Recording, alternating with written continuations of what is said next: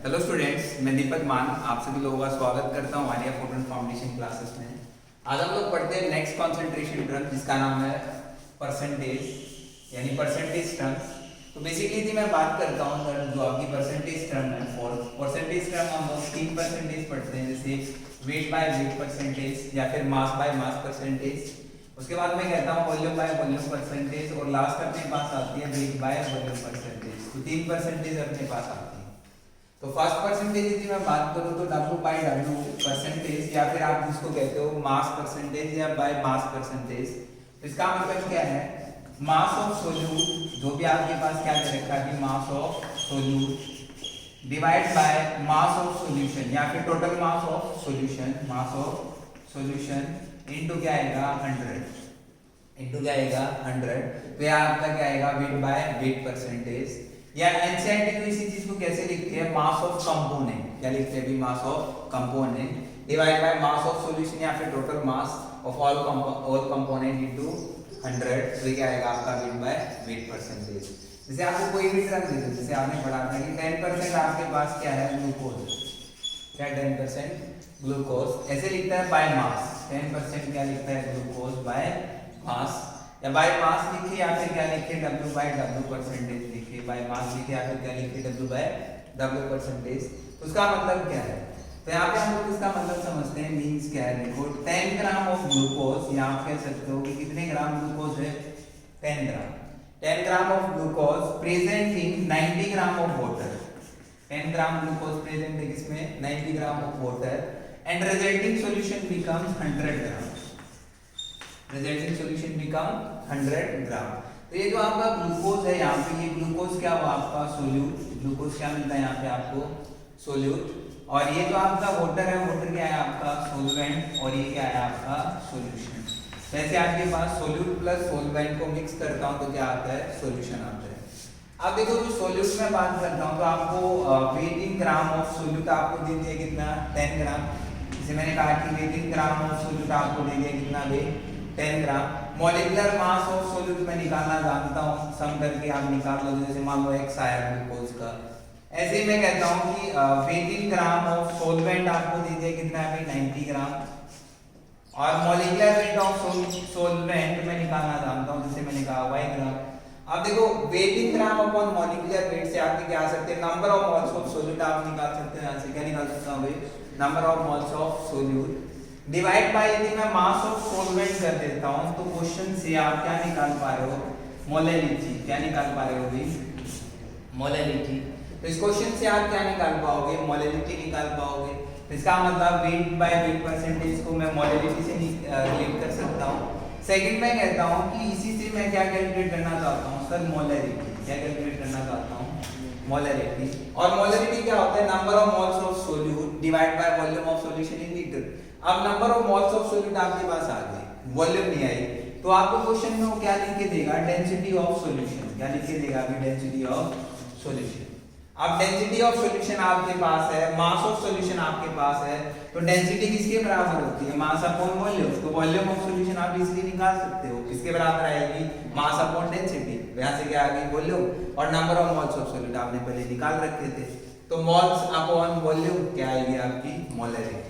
तो यहाँ से आप क्या निकाल सकते हो, परसेंटेज टर्म से मोलैरिटी निकाल सकते हो, और क्या निकाल सकता हूँ भी, मोलैरिटी निकाल सकता हूँ। तो दो टर्म आपके पास आती हैं, यानी परसेंटेज टर्म से मैं निकाल पाया यहाँ पे क्या, मोलैरिटी और क्या मोलैरिटी। नेक्स्ट टर्म हम लोग बात करते हैं इसमें V बाय V, मतलब वॉल्यूम बाय वॉल्यूम परसेंटेज। इसकी बात करेंगे volume by volume percentage. Second अपने पास आती है V बाय V परसेंटेज, और V बाय V परसेंटेज का मतलब क्या है, मतलब वॉल्यूम ऑफ सोल्यूट। क्या लिखता हूँ, volume of solute divide by total volume of solution. क्या लिखूंगा, टोटल वॉल्यूम ऑफ सॉल्यूशन कितना आएगा इनटू 100, मतलब वॉल्यूम ऑफ कंपोनेंट मतलब solute divide by total volume of solution, किसमें भी इन ml इनटू कितना 100। तो यहाँ से क्या आएगा V बाय V परसेंटेज। जैसे इसी चीज को आप लोग कहते हैं कि 10% दिया, मैं आपको दे देता हूँ मिथेनॉल। क्या लिखा है 10% क्या लिख दिया, मिथेनॉल लिख दिया बाय वॉल्यूम। क्या लिखता है बाय वॉल्यूम, या फिर लिखता है V बाय V परसेंटेज, ऐसे करके आपको दिया। तो इसका मतलब क्या है सर, 10% मिथेनॉल बाय वॉल्यूम का मतलब क्या है कि इसके अंदर 10 ml तो मिथेनॉल है, क्या है 10 ml मिथेनॉल है, और बाकी 90 ml क्या हुआ वाटर, तो इसके अंदर 90 ml के आपके पास वाटर है, एंड रिजल्टिंग सॉल्यूशन बिकम्स कितना 100 है, रिजल्टिंग सॉल्यूशन कितना आपके पास 100 ml। तो ये आपका क्या आ गया सोल्यूट, और ये क्या आपका सॉल्वेंट, और वो क्या आपका सॉल्यूशन। तो यहाँ से आपके पास वॉल्यूम ऑफ सॉल्यूशन आ सकती है, क्या आ सकती है वॉल्यूम ऑफ सॉल्यूशन। उसके बाद नेक्स्ट जो अपने पास नेक्स्ट टर्म आती है यहाँ पे क्या W बाय V, मतलब mass by volume percentage. W by V का मतलब क्या है मास बाय वॉल्यूम परसेंटेज। अब देखो मास ऑफ सोल्यूट, वॉल्यूम से क्या रख रहा हूं यहाँ पे, जैसे मैंने रखा मास ऑफ सोल्यूट, क्या रख रहा हूं मास of solute divide by volume of solution in ml, divide by volume of solution in ml into क्या आएगा 100, ये आपका क्या आएगा V बाय V परसेंटेज। तो क्या आपके पास तीन टर्म आते हैं W by W, V by V, और क्या आएगा W बाय V। तो 3% टर्म हम लोग पढ़ते हैं, mass percentage by volume percentage और वेट बाय वॉल्यूम परसेंटेज। उसके बाद जो नेक्स्ट परसेंटेज हम लोग डील करेंगे यहाँ पे, सॉरी नेक्स्ट कंसंट्रेशन टर्म आती है अपने पास मोल फ्रैक्शन। क्या पढ़ते हैं मोल फ्रैक्शन। आप देखो मोल फ्रैक्शन, फ्रैक्शन आपने निकाले थे कि एक component divide by total component, ऐसे तो निकलेगा ना, किसी भी कंपोनेंट का आप फ्रैक्शन निकालना चाहते हो, क्या निकालना चाहता हूँ भाई फ्रैक्शन। तो फ्रैक्शन कैसे आएगा कि एक कंपोनेंट डिवाइड बाय क्या कर दूं टोटल कंपोनेंट कर दूं, जिस भी फ्रैक्शन जिस भी कंपोनेंट का आप फ्रैक्शन निकालना चाहते हो तो वो component divide by total component. तो यहाँ पे मोल है, तो आपके पास जैसे मैंने कहा कि एक A गैस है, एक आपके पास क्या है B गैस है, मैं दो गैस कंसीडर कर रहा हूँ, और A एंड B दोनों नॉन रिएक्टिव गैसेस हैं। कैसे है नॉन रिएक्टिव गैसेस हैं, मतलब एक दूसरे के साथ रिएक्ट नहीं करती, ना A B के साथ रिएक्ट कर रहा है ना B A के साथ रिएक्ट कर रहा है। तो यहाँ से मैंने कहा कि Na क्या है यहाँ पे number of moles of A gas, number of moles of A gas के नंबर ऑफ मोल्स, Nb क्या आएगा number of moles of B gas, क्या है number of moles of B gas. आपके पास दो गैस हैं A एंड B और उसके नंबर ऑफ मोल्स मैंने निकाले, और मोल फ्रैक्शन को मैं रिप्रेजेंट करता हूं किससे x से। तो यहाँ पे मोल फ्रैक्शन ऑफ A निकालता हूं तो क्या आएगा XA, and mole fraction of B निकालता हूं तो क्या आएगा XB। तो मोल fraction of A gas, mole fraction of B gas, ऐसे आपके पास आएगा कि A गैस का मोल फ्रैक्शन, सेकंड क्या आएगा B गैस का मोल फ्रैक्शन निकालो, B किसके बराबर आएगा number of moles of A gas मतलब Na divide by total number of moles मतलब Na प्लस Nb, क्या आएगा Na प्लस Nb। तो यहाँ आपका आ गया mole fraction of A gas. अच्छा mole fraction of B gas निकालना चाहता हूँ, क्या निकालना चाहता हूँ mole fraction of B gas, तो किसके बराबर आएगा number of moles of one component divide by total number of moles like Na plus Nb।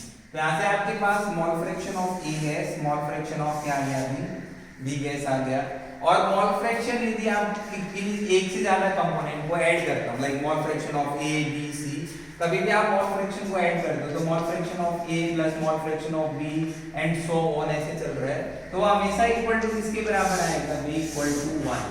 तो यहाँ से आपके पास दो कंपोनेंट है, क्योंकि मैं बाइनरी लिक्विड की बात करता हूँ, बाइनरी सॉल्यूशन की बात करता हूँ, एक सॉल्यूट और एक क्या होगा सॉल्वेंट होगा। तो यहाँ से आप XB निकालना चाहते हो तो किसके बराबर आएगा 1 माइनस XA। तो एक कंपोनेंट का मोल फ्रैक्शन आपके पास है तो दूसरे कंपोनेंट का मोल फ्रैक्शन मैं इजीली कैलकुलेट कर सकता हूँ। क्लियर। उसके बाद नेक्स्ट टर्म हम लोग रिलेट करते हैं यहाँ से, जैसे ये आपकी मोल फ्रैक्शन, मोल फ्रैक्शन के बाद हम लोग रिलेशन चेक करते हैं अलग अलग टर्म के साथ हम लोग जोड़ेंगे। कैसे, मैंने कहा कि आपके पास जैसे क्या क्या पढ़ा आपने, मोलैरिटी पढ़ा, आप पढ़ते थे मोलैरिटी, आपने पढ़ी परसेंटेज टर्म, मास परसेंटेज की मैं बात कर रहा हूँ, मास मतलब W बाय W परसेंटेज, और मैंने आपको पढ़ाया नॉर्मेलिटी, और मैंने क्या पढ़ाया अभी आपको मोल फ्रैक्शन। ये टर्म आप लोग डील कर रहे हो। तो सबसे पहले इनमें से टेम्परेचर डिपेंडेंट टर्म कौन सी है उसको चेक कर लो जो टेम्परेचर पे डिपेंड करते हैं, फिर उसके बाद हम लोग रिलेशन निकालेंगे। तो नोट करके मैं चेक करता हूँ कि out of molarity wait by weight percentage या फिर जो आपकी है W/V या फिर V/V परसेंटेज टर्म, इनमें से वॉल्यूम पे डिपेंड कौन सी करती है, वॉल्यूम पे सॉरी टेम्परेचर पे कौन सी डिपेंड करती है। तो यहाँ से मैं टेम्परेचर का इफेक्ट चेक करना चाहता हूँ, मतलब इफेक्ट ऑफ टेम्परेचर, क्या चेक करना चाहता हूँ, इफेक्ट ऑफ टेम्परेचर। अब देखो मैंने कहा कि मोलैलिटी किसके बराबर था, number of moles of solute, यहाँ पे आपने कहा number of moles of solute, NB क्या number of moles of solute divide by mass of solvent in KG, क्या लेता हूँ मास of solvent in KG, solvent का मास किसने लिया केजी के अंदर, और मोलैलिटी किसके बराबर था, number of moles of solute divide by volume of solution in litre. Normal weight by wait किसके बराबर था, मास of solute divide by total mass of solution into 100। Normality आपने कैलकुलेट की, तो नॉर्मलिटी किसके बराबर आया, gram equivalent of solute divide by volume of solution in litre. ये किसके बराबर आया था, number of moles of one component divide by total number of moles, और ये किसके बराबर है, weight of solute divide by volume of solution in litre, और वो क्या आता है, volume of solute divide by volume of solution in litre. तो यहाँ से आप चेक करो इफेक्ट ऑफ टेम्परेचर में, मैं कहता हूँ कि मैं टेम्परेचर को चेंज करता हूँ, मतलब इंक्रीज करता हूँ या फिर डिक्रीज करता हूँ। तो यहाँ मैंने लिखा है कि मैं टेम्परेचर को बढ़ा रहा हूँ, क्या कर रहा हूँ, टेम्परेचर को बढ़ा रहा हूँ। तो with increase in temperature kinetic energy बढ़ती है, हमने ये भी पढ़ा कि विद इंक्रीज इन टेम्परेचर क्या बढ़ेगी, काइनेटिक एनर्जी बढ़ेगी। तो जैसे ही काइनेटिक एनर्जी बढ़ती है तो पार्टिकल अपनी जगह पे ऑसिलेट करना शुरू कर रहा है, और पार्टिकल कैसे जाएंगे आपके दूर दूर जाएंगे, पार्टिकल कैसे जाएंगे दूर दूर, और पार्टिकल दूर गए तो जैसे मैंने कहा कि सॉलिड से किस में गया, लिक्विड में गया, और लिक्विड था तो किस में गया, गैस में चेंज हो गया। तो आपका अट्रैक्शन फोर्सेस कम हो जाएंगे, और आप कह सकते हो कि वॉल्यूम स्टार्टिंग में कुछ थी और वॉल्यूम भी क्या हो जाती है, बढ़ जाती है। तो यहाँ से आप कह सकते हो with increase in temperature volume also increase, with increase in temperature क्या बढ़ जाती है, वॉल्यूम बढ़ जाती है। क्योंकि स्टार्टिंग में मैंने कहा कि लिक्विड इतने पार्ट में था, जैसे आपने उसको हीट किया गैसेस में कन्वर्ट हुआ तो इतने पार्ट तक पहुंच गया। तो स्टार्टिंग वॉल्यूम अपने पास इतनी थी, बाद में वॉल्यूम इतनी होगी विद इंक्रीज इन टेम्परेचर। तो जैसे आप टेम्परेचर चेंज करते हो, तो यहाँ मैंने लिखा चेंज इन टेम्परेचर करता हूँ, तो विद चेंज इन टेम्परेचर तो यहाँ पे क्या चेंज मिला आपको, वॉल्यूम चेंज मिली। विद चेंज इन टेम्परेचर क्या चेंज मिलता है, अभी वॉल्यूम चेंज मिलती है। अब वॉल्यूम चेंज जिसमें भी होगा तो वो सारी टेम्परेचर डिपेंडेंट टर्म होंगी। तो यहाँ मैं बात करता हूँ, देखो मास, कोई वॉल्यूम टर्म यूज नहीं हो रही, यहाँ पे क्या टर्म यूज नहीं हो रही, वॉल्यूम। तो इसका मतलब जो मोलैरिटी है आपकी कैसी है, टेम्परेचर डिपेंडेंट और इंडिपेंडेंट, इंडिपेंडेंट। तो यहाँ मैं कह सकता हूँ जो भी मोलैरिटी है वो कैसे आएगी, टेम्परेचर इंडिपेंडेंट। तो टेम्परेचर पे डिपेंड नहीं करती, टेम्परेचर इंडिपेंडेंट क्या है, तो आई अपने पास मोलैरिटी, स्मॉल एम से रिप्रेजेंट करता हूं। अब क्वेश्चन आता है सर मोलैरिटी देखो वॉल्यूम है, तो वॉल्यूम चेंज होगी तो मोलैरिटी भी चेंज होगी विद टेम्परेचर। तो मोलैरिटी टेम्परेचर पे डिपेंड करती है, तो एक मैं पॉइंट लिखता हूं टेम्परेचर डिपेंडेंट, क्या लिखता हूं, टेम्परेचर डिपेंडेंट। तो टेम्परेचर डिपेंडेंट में क्या आ गया आपके पास, मोलैरिटी, क्या आती है, मोलैरिटी। अच्छा W/W कोई वॉल्यूम टर्म यूज हो रही है क्या, W/W में कोई भी वॉल्यूम टर्म यूज नहीं हो रही, तो इसका मतलब W/W जो वेट बाय वेट परसेंटेज है वो भी आपकी क्या टेम्परेचर इंडिपेंडेंट है। अच्छा उसके बाद मैं बात करता हूँ सर नॉर्मलिटी। नॉर्मलिटी में क्या हो रहा है, वॉल्यूम चेंज हो रही है, क्योंकि gram equivalent of solute divide by volume of solution. तो वॉल्यूम चेंज होगी टेम्परेचर के साथ, तो नॉर्मलिटी भी चेंज होगी। तो molarity and normality depends upon temperature, क्योंकि वॉल्यूम इंट्रोड्यूस होते हैं यहाँ पे। उसके बाद मैं बात करता हूँ मोल फ्रैक्शन। अब देखो मोल फ्रैक्शन में भी कोई भी वॉल्यूम यूज नहीं हो रही, नंबर ऑफ मोल्स एक component divide by total number of moles आप बात कर दो, और वॉल्यूम यूज नहीं हो रही, तो इसका मतलब मोल फ्रैक्शन भी कैसा है, टेम्परेचर इंडिपेंडेंट है। कैसा है, टेम्परेचर इंडिपेंडेंट है।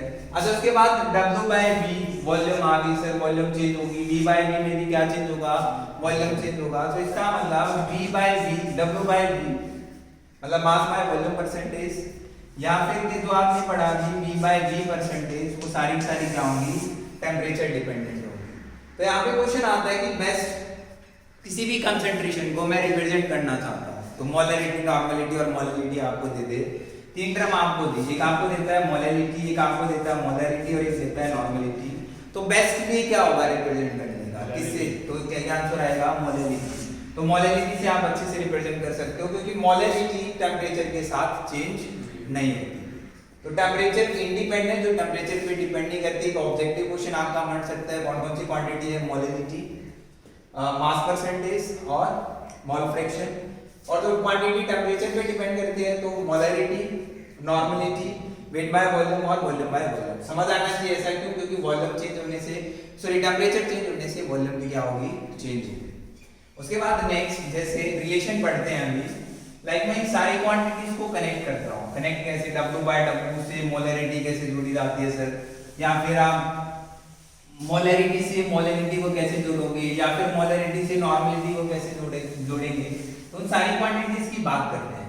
तो मैं फर्स्ट में मैं पढ़ता हूँ रिलेशन बिटवीन, रिलेशन निकालते हैं, रिलेशन बिटवीन मोलैरिटी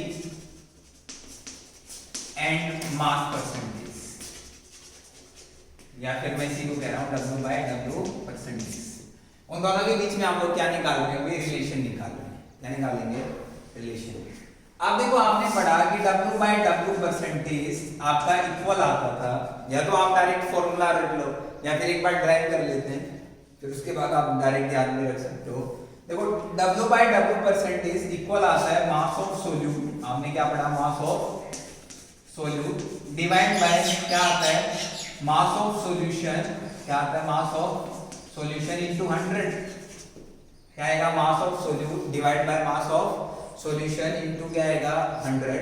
उसके बाद आपने ये भी पढ़ा, अच्छा यहाँ से मैं मास ऑफ सोल्यूट निकालूं, क्या निकालूं, मास ऑफ सोल्यूट। एक बार निकालना कितना आएगा, मास ऑफ सोल्यूट निकालता हूं तो रीअरेंज करो, तो W बाय W परसेंटेज क्या आता है, W by W percentage into mass of solution, क्या आएगा, इनटू मास ऑफ सॉल्यूशन, और डिवाइड बाय कितना आ जाएगा, अब 100, डिवाइड बाय कितना आएगा, 100।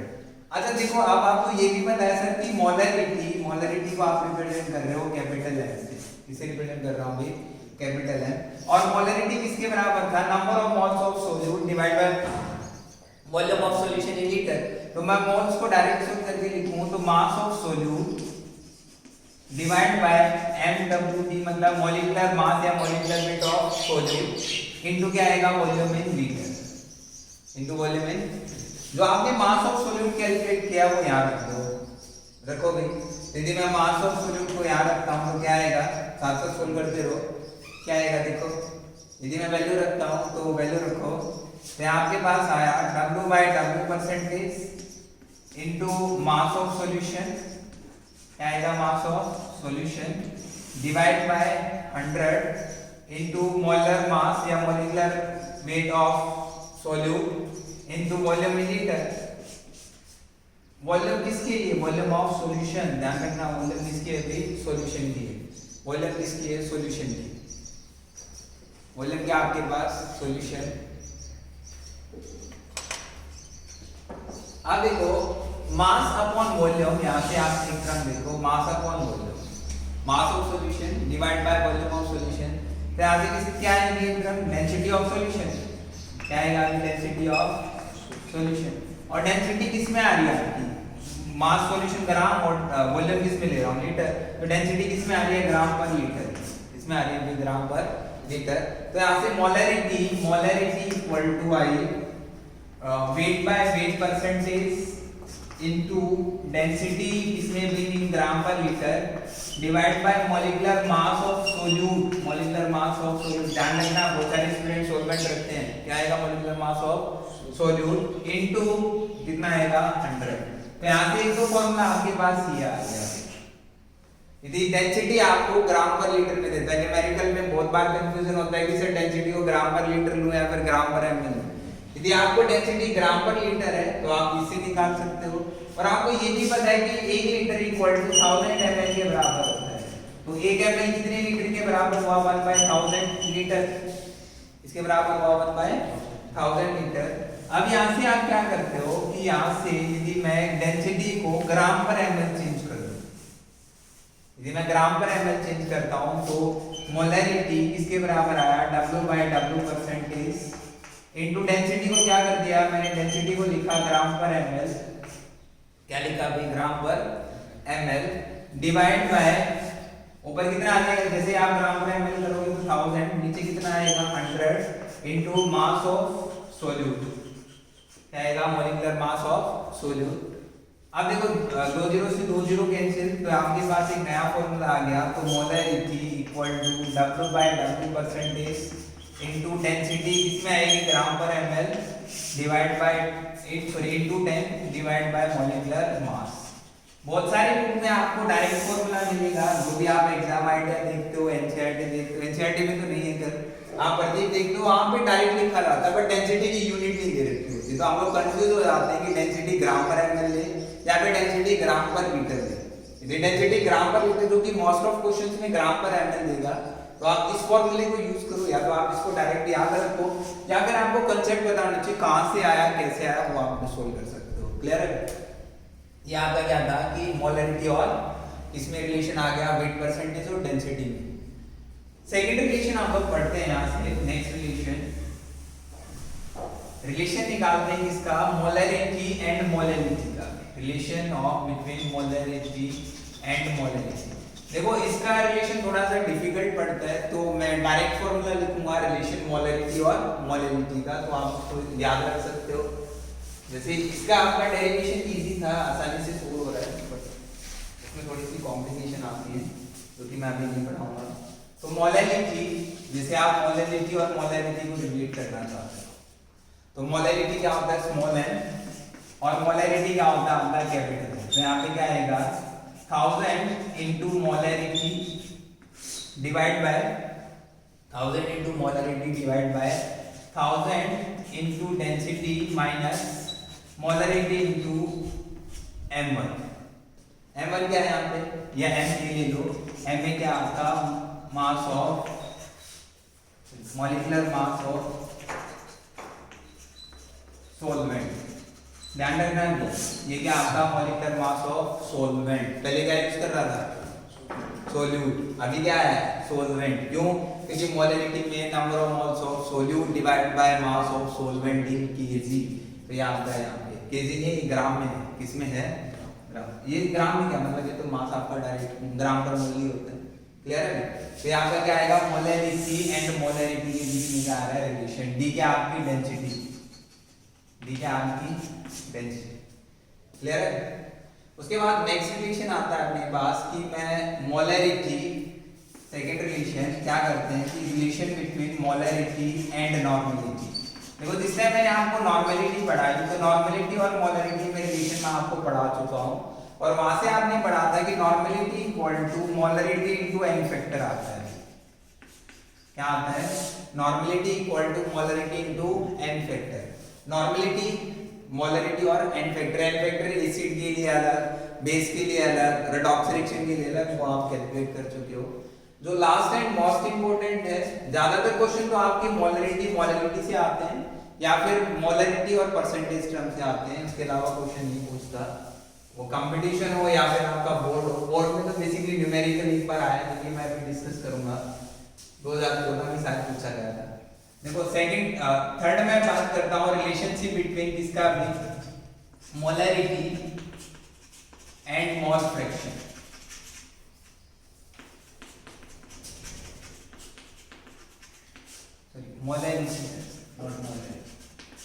Molarity and mole fraction. Molarity और किसको जोड़ते हैं भी, मोल फ्रैक्शन को जोड़ते हैं।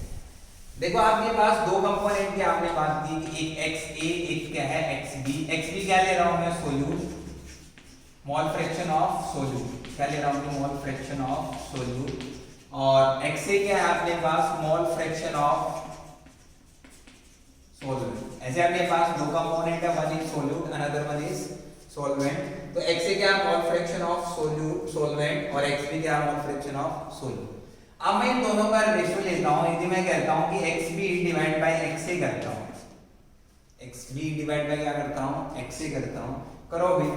मोल फ्रैक्शन ऑफ XB किसके बराबर था, number of moles of B, मतलब one component number of moles of solute divide by total number, मतलब NT लिख रहा हूं, और NT क्या आपका NT equal to Na plus NB, मतलब number of moles of A plus number of moles of B divide by Na, number of moles of एक component divide by क्या आएगा n टोटल, n टोटल से n total cancel, तो बचा क्या, यहाँ पे आपके पास बचा Nb डिवाइड बाय क्या आएगा Na, क्या आता है Nb डिवाइड बाय Na।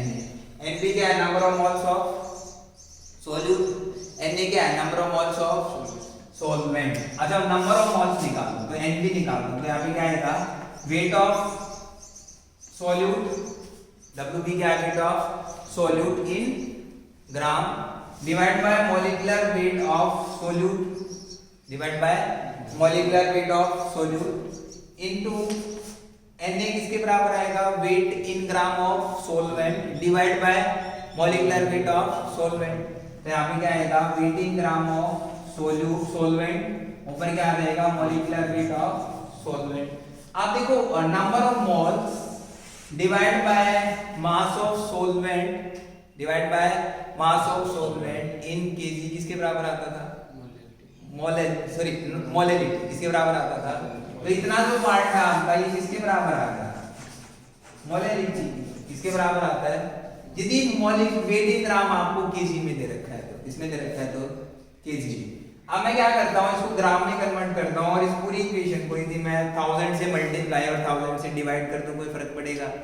तो मैंने कहा लिखा कि आपके पास xb divide by xa equal to, मैं लिखता हूँ wb divide by mb into wa। यदि मैं इसको ग्राम में कन्वर्ट करता हूँ तो ऊपर 1000, नीचे कितना लिखा 1000। अब ये किसमें काउंट कर रहे हो आप, ग्राम, इसमें काउंट कर रहा हूँ भाई। तो इतना आपके पास जो ये क्वांटिटी है, ये क्वांटिटी किसके बराबर आ गई, मोलेलिटी किसके बराबर आ गई जी, मोलेलिटी। तो यहाँ से आपके पास रिलेशन आया, क्या रिलेशन क्या आता है कि xb divide by xa equal to, तो आया आपके पास molality into molecular mass of solvent divide by 1000, relation आ गया। अब यहां से आप मोलेलिटी निकालना चाहो तो निकाल दो, मोलेलिटी निकाल दो, बोलो xb into 1000 डिवाइड बाय, इसको इस साइड लेके गया, नीचे क्या आएगा, mb into क्या आएगा, xa। तो यहाँ पे आपके पास मोलेलिटी एंड मोल फ्रैक्शन के बीच में क्या आ जाता है, ये रिलेशन आ जाता है। तो यहाँ से आप मोल फ्रैक्शन और मोलेलिटी को जोड़ सकते हो। मोल फ्रैक्शन को किसके साथ जोड़ सकता हूँ भाई, मोलेलिटी को किसके साथ जोड़ सकता हूँ, किसके साथ जोड़ा आपने, मोलेरिटी को किसके साथ जोड़ा, परसेंटेज टर्म, मास परसेंटेज के साथ, और मोलेरिटी को किसके साथ जोड़ा आपने, नॉर्मलिटी के साथ। देखो अभी हम लोग जितनी भी आपकी कंसंट्रेशन टर्म है, उनका टेम्परेचर इफेक्ट, तो बेसिक उनकी डेफिनेशंस हैं, उनके फॉर्मूलेज हैं, आप सब पढ़ चुके हो। अभी क्या करते हैं कि आपके पास जो भी न्यूमेरिकल पूछा जाता है कंसंट्रेशन टर्म ओरिएंटेड, यदि मैं सीबीएसई की बात करता हूं तो सीबीएसई में एक तो इसका फेमस क्वेश्चन पूछता है कि define molarity, define normality, define molarity, define mole fraction, ऐसे डेफिनेशन पूछता है, एक जो क्वेश्चन पूछा गया है। सेकंड जो वैरायटी के क्वेश्चंस है, जैसे क्वेश्चन हम लोग डिस्कस करते हैं, क्वेश्चन है अपने पास, क्वेश्चन दे रखा है जो न्यूमेरिकल फॉर्मेट वो पूछता है, क्वेश्चन में दे रखा है कैलकुलेट, क्वेश्चन लिखा उसने calculate the molarity, calculate the molarity of 9.8% W by W solution of H2SO4 if the density of the solution is 1.02 gram per ml। इसमें आपको दे रखा है मोलर मास ऑफ सोल्यूट, आपको दे दिया मोलर मास ऑफ H2SO4 आपको दे रखा है, जो कि दे रखा है 98 ग्राम पर मोल। सोल्व करो, आपके पास दो तरीके से आप इसको सोल्व कर सकते हो। देखो एक क्वेश्चन मैं करा देता हूं, अगला क्वेश्चन आप खुद से अप्लाई करोगे। या तो आप डायरेक्ट मोलरिटी और वेट परसेंटेज का रिलेशन लगा दो। कभी भी आप न्यूमेरिकल सोल्व कर रहे हो तो फर्स्ट जो आपको फॉर्मेट चाहिए सीबीएसई में, फॉर्मेट क्या चाहिए, पहले गिवन क्या है वो लिखोगे। तो फॉर्मेट में क्या है, जो भी फॉर्मेट है, देखो क्वेश्चन में आप आंसर लिखते हो तो गिवन आपको क्या दे रखा है, बोलो मोलरिटी निकालनी है सर। फर्स्ट में क्वेश्चन क्या है कि मोलरिटी तो फाइंड आउट करनी है, और क्या दे रखा है, अच्छा परसेंटेज आपको दे रखा है W by W कितना दे दिया है सर, 9.8 दे दिया ना, W by W। अच्छा इसी चीज को आपको ये पता है कि W/W या मास परसेंटेज का मतलब क्या है? इसका मतलब क्या है बोलो? इसका मतलब है सर कि 9.8 ग्राम H2SO4 प्रेजेंट है, 9.8 ग्राम H2SO4 प्रेजेंट है। माइनस करो 100 में से कितना आएगा?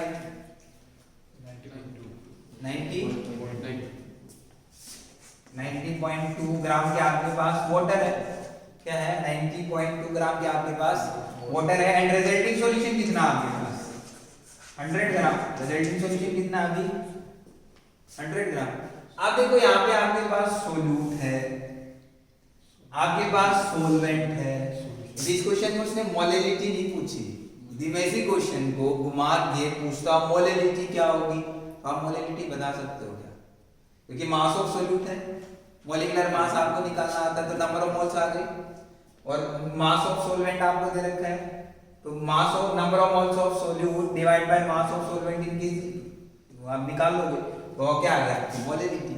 अच्छा और क्या दे रखा है देखो क्वेश्चन में, और क्वेश्चन में दे रखा है सर डेंसिटी। डेंसिटी किसकी? सॉल्यूशन की कितनी? 1.02 ग्राम पर ml। देखो क्वेश्चन में ml में दे रखा है और पूछा गया है मोलरिटी। बहुत आसान क्वेश्चन हो गया ये तो। अच्छा आप देखो molecular mass of solute, mg क्या है? Molecular mass of solute. निकालो, कैसे निकालता हूं? हाइड्रोजन कितने हैं सर? 2। एक हाइड्रोजन का एटॉमिक मास कितना होता है? 1। सल्फर कितने हैं? 1। सल्फर का एटॉमिक मास कितना होता है? 32। ऑक्सीजन कितने हैं सर? 4। ऑक्सीजन का एटॉमिक मास कितना होता है? 16।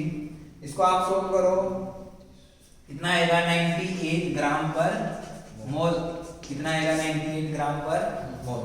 देखो मॉलिक्यूलर मास है, डेंसिटी है, वेट परसेंटेज आपको दे दिया, मोलरिटी आ गई। या तो आप डायरेक्ट फॉर्मूले से निकाल लो, चलो इस दो मेथड से निकालते हैं। फर्स्ट मेथड क्या है कि मैं आपको फॉर्मूला दे रहा हूँ जो अभी आपने रिलेशन पढ़ा, जो आपने अभी रिलेशन से निकाला था। तो आपने पढ़ा सर कि मोलरिटी बराबर आती थी परसेंटेज जो भी वेट बाय वेट आपको दे रखा है इनटू क्या था? डेंसिटी। डेंसिटी किसमें? ग्राम पर ml है, इनटू कितना? 10 डिवाइड बाय कितना? मॉलिक्यूलर मास किसका? सोल्यूट का। सारी चीज गिवन है, रखो 9.8। डेंसिटी कितनी दे दी? 1.02 इनटू 10 डिवाइड बाय मॉलिक्यूलर मास कितना दे दिया? 98। इसको सोल्व कर लो तो आपका आंसर आ जाएगा। तो आपका आंसर आ गया इतना मोल। क्लियर है? 0 से 0 कट गई, जितनी डेंसिटी आई वही क्या आ गई? मोलरिटी आ गई। सिंपल है। अच्छा इसी क्वेश्चन के लिए मोलरिटी निकालना, इसी क्वेश्चन के लिए क्या निकला आता है? मोलरिटी। Find out molarity. इसी क्वेश्चन को थोड़ा सा एक्सटेंड कर रहा हूं, मोलरिटी निकालनी। तो देखो कभी भी आप ऐसे निकालो तो पहले आप फॉर्मूला लिखोगे, ध्यान रखिए हमेशा। कभी भी आप न्यूमेरिकल कर रहे हो तो पहले क्या लिखूंगा? फॉर्मूला। मोलरिटी पूछा सर, मोलरिटी का मतलब क्या माइंड करना चाहिए कि मोलरिटी का मतलब है number of moles of what? Solute divide by mass of solvent in KG. चलो मैं मास ऑफ सोलवेंट ग्राम में ले रहा हूं क्योंकि मोस्टली आपको ग्राम में देगा, तो ऊपर कितना आएगा? 1000। ये तो आया, कितना आएगा? 1000। नंबर ऑफ मोल्स किसके बराबर थे? जैसे मैं कहता हूं WB divide by MB। WB क्या है? मास ऑफ या फिर wait of solute in gram.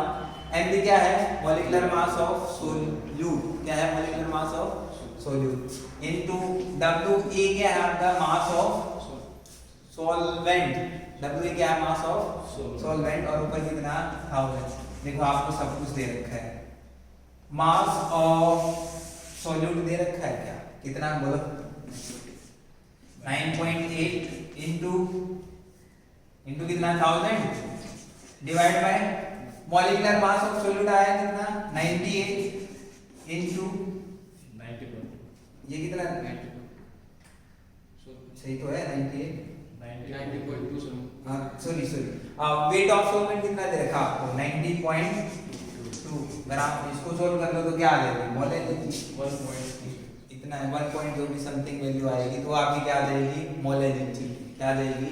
Molarity. अच्छा इसी क्वेश्चन में यदि मैं और घुमाऊं, यदि मैं और ज्यादा चेंज करना चाहूं और क्वेश्चन में कह दूं कि मोल फ्रैक्शन ऑफ ईच कंपोनेंट निकालना भी, क्या पूछे कि मोल फ्रैक्शन क्या निकलवा रहा है? Each component. क्या निकलवा रहा है? मोल फ्रैक्शन ऑफ ईच कंपोनेंट। देखना क्या आएगा? कैलकुलेट करो फास्ट, कैसे आएगा मोल फ्रैक्शन? और मोल फ्रैक्शन क्या था वो सोचो, तब जाके शोध होगा, निकालोगे इस कंपोनेंट के लिए मोल फ्रैक्शन निकालो। इसी से हो गया ये, यदि आप ध्यान से देख रहे हो, यदि आपको परसेंटेज एग्जैक्टली आता है तो आपको हर टाइप का क्वेश्चन आएगा। मोल फ्रैक्शन फाइंड आउट करो, देखो मोल फ्रैक्शन की वैल्यू कितनी है और कैसे आएगा। अच्छा देखो, आपके पास था 9.8 वेट बाय वेट परसेंटेज ऐसे दे रखा था, और इसका मतलब आपने ये लिखा, ये आपका क्या है अभी सोल्यूट और ये क्या आपका सोलवेंट, ऐसे तो है। इसको मैं ए बी मान रहा था और इसको क्या मान रहा हूँ ए, सही है। अब दोनों ये मोल फ्रैक्शन निकालना है, तो मोल फ्रैक्शन के लिए क्या चाहिए? Number of moles. मोल्स दे रखे हैं क्या? नहीं, क्या दे रखा है? Weight in gram upon molecular mass. तो मुझे इसके नंबर ऑफ मोल्स बताओ, तो number of moles weight in gram of solute B divide by molecular mass. Weight in gram कितना है? 9.8। मॉलिक्यूलर मास कितना होता है? 98। तो कितना आंसर आ गया? 0.1। तो 0.1 मोल किसके हैं? Np इसके आगे। अच्छा इसके नंबर ऑफ मोल्स निकालना है, जल्दी बताओ नंबर ऑफ मोल्स, मतलब Na के Na निकाल रहा हूं, तो weight of A in gram divide by molecular wait कितना है? W भी बोलो। 90.2 divide by molecular mass H2 का कितना होता है? 18। कैलकुलेट करो, मल्टीप्लाई करो फास्ट, कितना आंसर आ रहा है?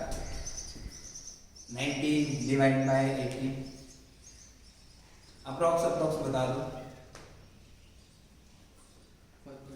5.2।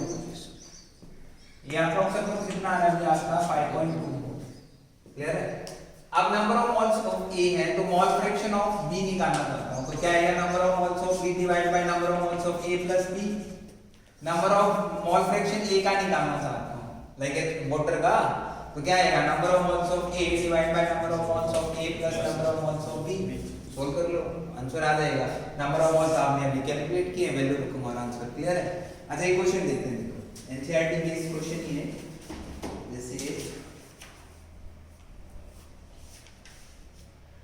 स्टेटमेंट दे रखी है, सेम ऐसा ही क्वेश्चन है जिसमें आपको सब कुछ पूछा है, एक ऐसा ही क्वेश्चन इसने दे रखा है, हटा दो।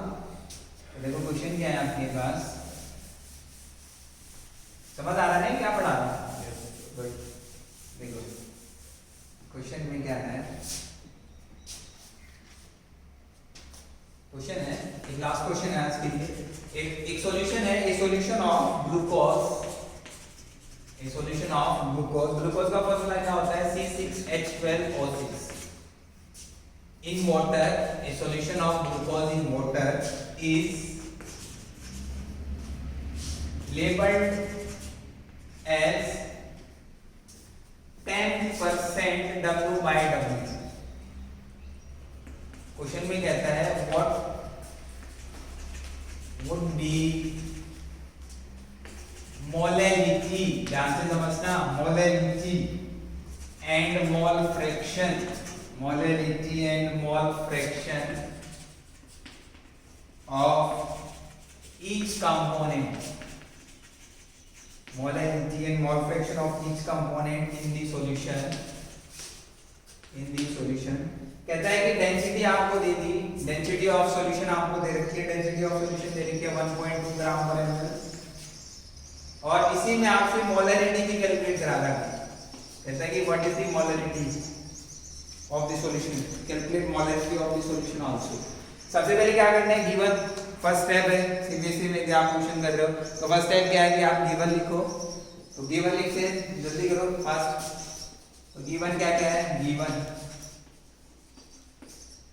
गिवन में सर मुझे दे रखा है 10% W by W ग्लूकोज दे रखा है सर, इसका मतलब क्या है वो लिखो, 10% W by W ग्लूकोज का मतलब क्या है? 10 ग्राम तो ग्लूकोज है सर, आगे 90 ग्राम वाटर है सर, और टोटल सॉल्यूशन कितना है सर? 100 ग्राम। तो टोटल सॉल्यूशन कितना है? 100 ग्राम ना। अच्छा देखो यहाँ से क्या आएगा आपके पास, ये सोलवेंट, ये आपका सोल्यूट, ठीक है, आपके पास सोलवेंट जो भी वैल्यू है वो लिख दो, तो यहाँ पे WB सॉल्वेंट के लिए मैं सॉल्यूट के लिए क्या यूज कर रहा हूँ WB कितना दे दिया 10 ग्राम MB निकालो ग्लूकोज का फॉर्मूला क्या होता है C6H12O6 कार्बन कितनी है 6 एक कार्बन का एटॉमिक मास कितना होता है 12 प्लस हाइड्रोजन कितनी है 12 हाइड्रोजन एटॉमिक मास कितना होता है 1 ऑक्सीजन कितनी है 6 ऑक्सीजन का एटॉमिक मास कितना होता है 16 सॉल्व करो कितना आ रहा है 180 कितना आ रहा है 180 ग्राम पर मोल आगे चलो अच्छा आपके पास सॉल्यूट का डाटा आ गया सॉल्वेंट का निकालो WA कितना दे दिया 90 ग्राम MB कितना दे रखा है आपको 18 ग्राम पर मोल डेंसिटी दे रखी है क्या क्वेश्चन में दे रखे ना 1.2 ग्राम पर ml क्या निकालूं मोलरिटी का फॉर्मूला रखो आंसर आ गया अरे मोलरिटी फर्स्ट क्या निकलवा रहा है मोलरिटी किसके बराबर थी sir percentage W/W into density into 10 divide by mv molecular mass of solute molarity आ गई सब आपके पास है वैल्यू तो रखनी है अच्छा मोलरिटी किसके बराबर थी सर मोलरिटी के लिए क्या चाहिए नंबर ऑफ मोल्स ऑफ क्या चाहिए solute number of moles of solute आ गए और क्या चाहिए मास ऑफ सॉल्वेंट आ गया तो क्या आ गई मोलरिटी आ गई क्या चाहिए मोल फ्रैक्शन चाहिए तो यहाँ से क्या आएगा यहाँ से आएगा Na और यहाँ से क्या आएगा आपके पास Nb तो मोल फ्रैक्शन आ गया हर कंपोनेंट के लिए मोल fraction of A and mole fraction of B निकाल लो बहुत सिंपल क्वेश्चन आते हैं यही पैटर्न आपका रहता है आई थिंक आपको क्लियर हो गया होगा तो आज के लिए इतना ही थैंक यू